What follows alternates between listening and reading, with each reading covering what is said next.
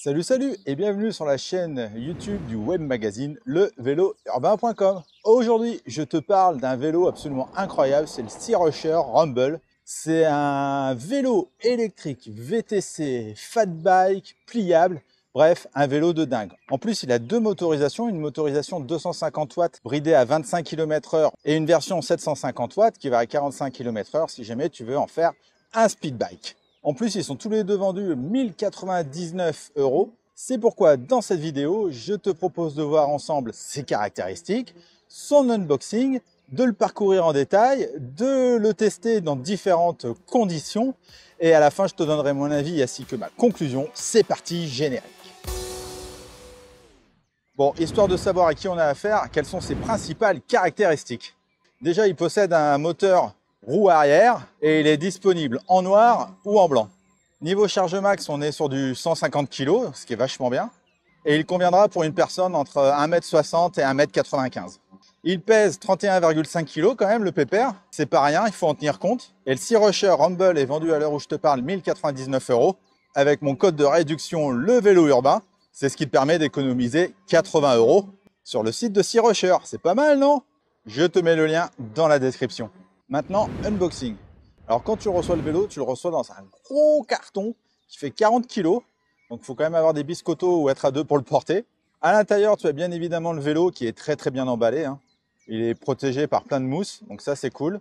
Tu as également tous les accessoires qui vont bien, avec le chargeur, la notice en français, des composants et quelques outils.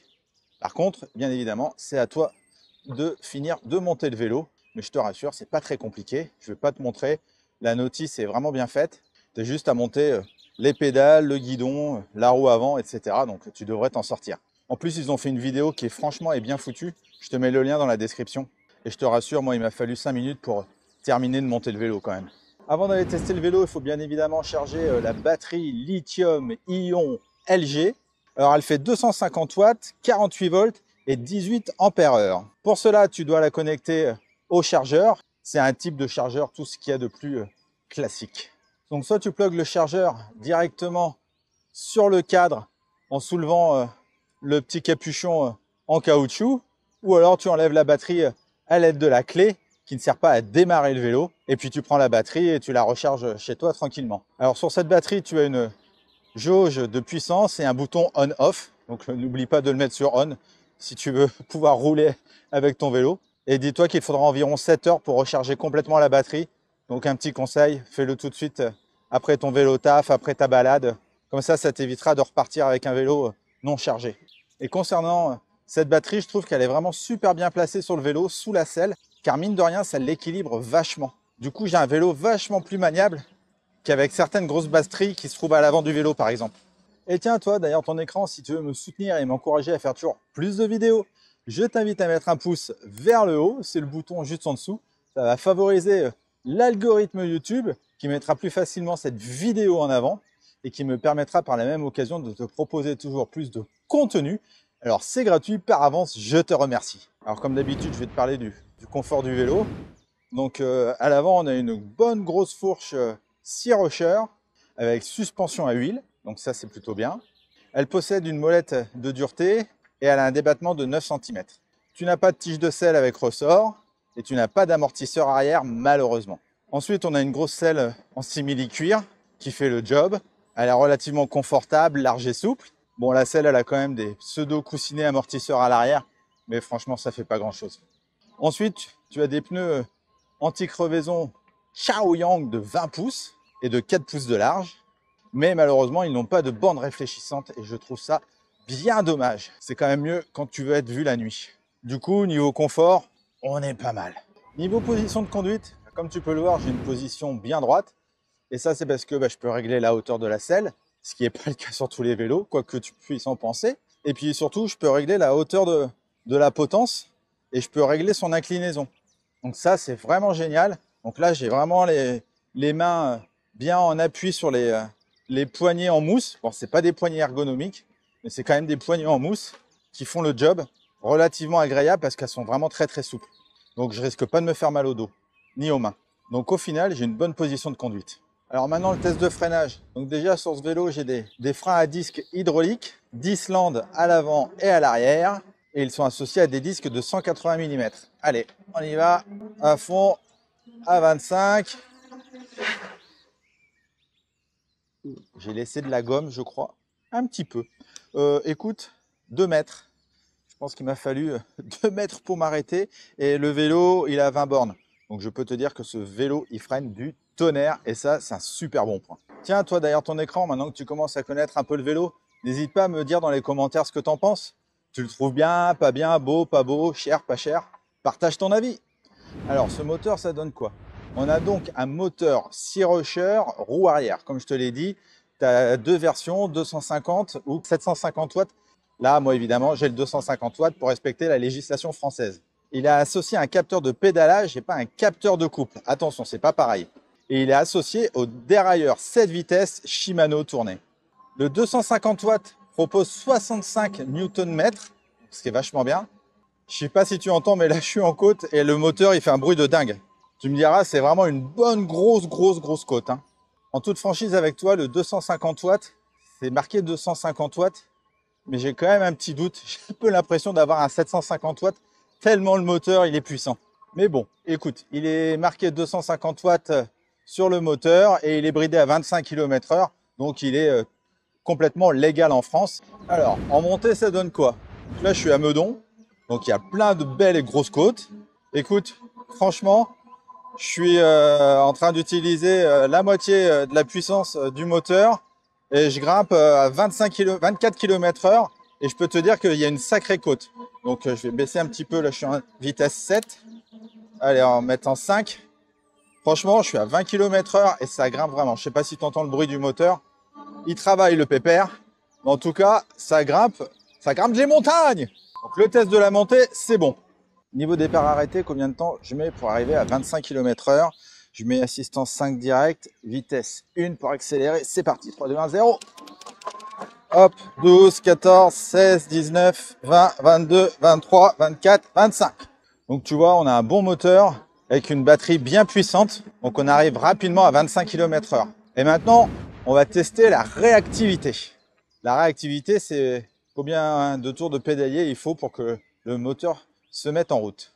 Allez, on va mettre en demi-pédale. C'est parti. Un quart, un demi. Un demi-tour. C'est pas le plus rapide, mais en même temps, c'est normal. On a un moteur roue arrière et pas un moteur central. Donc voilà, c'est dans la moyenne la réactivité. Il y a mieux, il y a pire. Alors, me voilà parti. C'est un peu plus sombre, en forêt, sous les arbres, en off-road. Eh bien écoute, c'est juste un pur bonheur. Ce vélo, il passe absolument partout. C'est un vrai VTT. En plus, là, l'amortisseur avant, il fait vraiment bien le job. J'ai vachement de puissance, j'ai vachement de patates. C'est un truc de dingue. Je pensais pas pouvoir me faire autant plaisir avec ce vélo sur du tout-chemin. Allez, on va faire un peu le kéké. Hop, ça va bouger, je te préviens. Hop, ça grimpe tout, ça passe partout. Oh là là, quel bonheur! Donc le mode VTT, en tout cas tout chemin, comme ça en forêt, je valide à 100%. Ouh, là ça va être bon, là. Une bonne grosse descente. C'est parti, ça remonte. Quel bonheur, mais quel bonheur! Le pied total. Donc le off-road, je valide à 3000%. Bon là tu m'as perdu, hein, parce que là je suis pas prêt de m'arrêter. Parlons du poste de pilotage. On a donc un grand cintre en forme un peu de moustache, un peu type VTT, qui fait 58 cm de long. On a bien évidemment les poignées dont on a parlé tout à l'heure, qui sont relativement confortables et bien souples. On a les leviers de frein hydrauliques d'Islande, qui sont vraiment super. Tu peux freiner avec 2 doigts ou 3 doigts, ils sont ultra réactifs et en plus ils sont vraiment bien réglés. À gauche, on a le contrôleur qui te permet d'allumer ou d'éteindre le vélo, de changer tes 5 niveaux d'assistance, de voir tes différentes informations sur le display, d'activer le mode Walk Assist qui te permet d'avancer avec le vélo jusqu'à 6 km/h et d'allumer tes phares, enfin le phare et le feu. Le phare avant, c'est un phare qui fait 48 volts et 250 lens. Autant te dire qu'il éclaire super bien et il est connecté à la batterie comme le feu arrière. En prime, concernant le feu arrière, il fait feu stop aussi. Et ça, c'est vachement bien, j'adore cette option.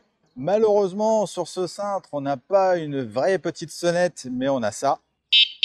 Et ça, j'aime pas du tout. Ça se trouve sous le contrôleur. En plus, je trouve qu'il n'est pas facile d'accès. Donc ça, c'est un petit peu dommage. Je crois que moi, je vais remettre une vraie sonnette plutôt que ce klaxon. En plus, sur les pistes cyclables, les gens ne reconnaissent pas que c'est un vélo qui est là. Ils pensent que c'est un scooter, quoi. Sur le display en couleur de 3,5 pouces, tu peux voir la charge de ta batterie, la puissance de batterie que tu utilises, ta vitesse, tes niveaux d'assistance, ton kilométrage total, ton kilométrage de trip et la vitesse et ta vitesse moyenne. Donc par contre, c'est dommage, je vérifie, mais non, malheureusement, tu n'as pas de chargeur USB sur ce display et c'est dommage, moi j'aime bien cette petite option. Et à droite, on a notre shifter Shimano SIS 7 vitesses. Voilà pour le poste de pilotage. Niveau autonomie, il est vendu pour faire 94 km, ce qui est très précis. Donc à 25 km/h, en assistance 5, on va dire. Écoute, moi j'ai fait 20 km et j'ai utilisé une barre, donc je vais peut-être arriver aux 100 bornes. En tout cas, cela va dépendre bien évidemment de la manière dont tu pédales, de ton dénivelé, température extérieure, etc., etc. En tout cas, je te mets là sur le côté combien j'aurais fait de kilomètres une fois que la batterie sera complètement à plat. Comme je te l'ai dit dans l'introduction, le vélo il est pliable, et bien évidemment, tu ne peux pas plier grand-chose. Tu peux juste plier la potence. Et ce qui est dommage, c'est que les pédales qui sont en aluminium, et franchement qui sont des bonnes grosses pédales de type VTT, elles ne se rétractent pas non plus. Du coup, on a un vélo pliable qui prend en effet peut-être un petit peu moins de place en hauteur, mais bon, c'est ce qui participe au look de ce vélo. Quelques détails et caractéristiques supplémentaires concernant ce Sea Rusher. On a un cadre en aluminium 6061 comme la majorité des cadres de vélo. Dessus, tu as plein d'inserts pour pouvoir y fixer un antivol, un porte-gourde. Et ça, c'est vraiment bien, vraiment super sympa d'avoir pensé à ça. Et tu as d'autres inserts à l'avant pour pouvoir mettre un porte-bagages avant. Le cadre est en colle de cygne. Ça aussi, c'est super pour enjamber facilement le vélo. C'est un gros avantage. Niveau taille, il fait 176 cm de long. Et une fois plié, il fait 85 cm de haut. Le porte-bagages arrière, alors il n'y a pas d'indication, je n'ai pas trouvé les infos, mais à mon avis, vu la taille et vu comment il est installé, je pense que tu peux pouvoir mettre facilement 25 kg dessus minimum. En tout cas, c'est un bon gros porte-bagages sur lequel tu peux mettre un siège enfant, transporter quelqu'un ou alors mettre comme moi tes sacoches et en faire un vrai petit vélo taf. Et je trouve que c'est vachement important de pouvoir avoir un vélo sur lequel tu puisses mettre des sacoches pour aller faire tes courses le week-end ou pour aller au boulot. Ensuite, on a deux garde-boue en plastique qui font tout à fait le job qu'on leur demande. Ils sont grands et ils évitent les projections. Et enfin, tu as une béquille latérale, tout ce qu'il y a de plus classique, mais qui fait très bien son job. Alors, comment interagir avec les paramètres du vélo? Tu vas voir, c'est pas bien compliqué. Tu allumes le vélo et pour remettre le compteur à zéro, tu appuies sur moins et I pendant 2 secondes. Pour les autres paramètres, tu appuies sur plus et moins en même temps, quelques secondes. 0,1P, c'est pour changer entre les kilomètres et les miles. 0,2P, c'est le diamètre de tes roues. Donc là, nous, normalement, c'est 21,5 pouces entre la jante et le pneu. Donc ça, on ne bouge pas. 0,3P, c'est la limitation de vitesse. Donc pour respecter la réglementation française, tu mets à 25 km/h. 0,4P, c'est le mode de démarrage. Ça, on n'y touche pas. 0,5P, c'est pour la version US avec la molette d'accélération. 0,6P, c'est pour régler la puissance d'assistance au démarrage. Donc 0, c'est le plus faible, 5, c'est le plus fort. Moi, je laisse sur 3. Comme ça, je suis dans la moyenne haute. O7P, c'est le réglage de l'ampérage. On n'y touche pas non plus. 0,8P, c'est pour mettre un mot de passe à ton vélo, si tu veux, et mettre une sécurité supplémentaire. Bon, franchement, moi, je ne le fais pas. Voilà, on a fait le tour des paramètres. Alors, les plus de ce vélo, eh bien, écoute, dans le désordre, le feu stop, qui est vachement bien. Moi, je trouve ça super pratique. Le col de cygne, hyper facile à enjamber. La puissance du moteur avec la puissance de la batterie. Franchement, je ne pensais pas faire autant de kilomètres et avoir un moteur aussi puissant pour du 250 watts. Tu m'as compris. Le prix qui est vachement bien pour ce type de vélo aussi. On a un vélo homologué avec une belle finition globale, même si on peut voir les grosses soudures, je ne suis pas fan, mais bon, au moins c'est solide. On a un vélo qui passe absolument partout grâce à ces grosses roues. Tu peux faire les pavés, le tout-chemin, le bitume. C'est un vrai 4x4 ce vélo et ça, franchement, j'adore. Mais alors, j'adore. C'est quand même pas mal de bons points sur ce Sea Rusher.